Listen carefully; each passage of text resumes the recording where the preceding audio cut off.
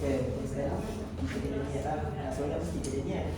Okay, lepas tu kena takbir ihram. Kalau kita mampu untuk gerakkan tangan, kita gerakkan. Contohnya macam ni. Allahu Akbar. Itu kalau kita boleh gerak. Kalau tangan kita tak boleh gerak, kita hanya sebut je Allahu Akbar. Okay. Seterusnya kita akan baca Al-Fatihah, baca solat lazim, surah lazim. Seterusnya rukuk. Okey, kalau dalam tajuk kita hari ini, kita hanya mendekatkan rukuk dengan sujud. Sebab dua perkara ini adalah antara perkara yang kita nak tekankan sebab bukan yang kita biasa buat. Kalau solat mengiring, rukuknya macam mana, Bang? Okay. Sekarang ni kita nak rukuk. Allahu Akbar. Paling sedikit tundukkan sedikit je. Asal macam ni. Tak. Asal macam ni. Lepas tu tundukkan sedikit je. Berrukuk. Okay, lepas tu tidak macam biasa. Untuk sujud, bawah sikit daripada rukuk. Macam ni. Okay, faham? Okay. Mula-mula pandang ke depan. Bila rukuk pada sini, kepala tunduk sikit. Kalau rukuk, kalau sujud kepala sikit. Bawah lagi. Seterusnya baca doa duduk antara dua sujud. Macam ni kan, macam biasa. Macam ni.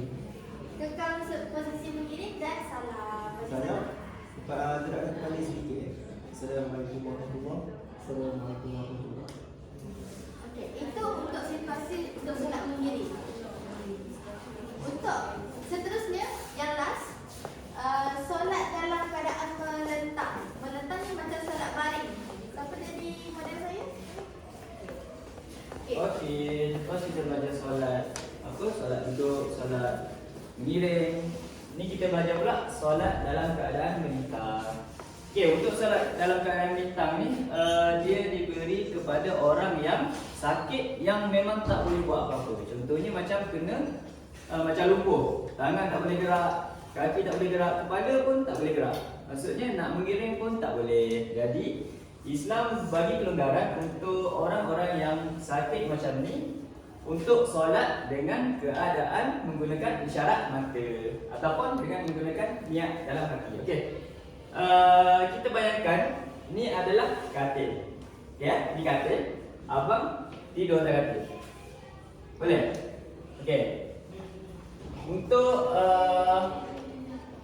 solat menggunakan isyarat mata ni, kita kena untuk akad takbir, kita kena kelip mata sekali. Okey, contohnya Allahu Akbar. Kita kelip, lepas tu kita buka. Okey, apabila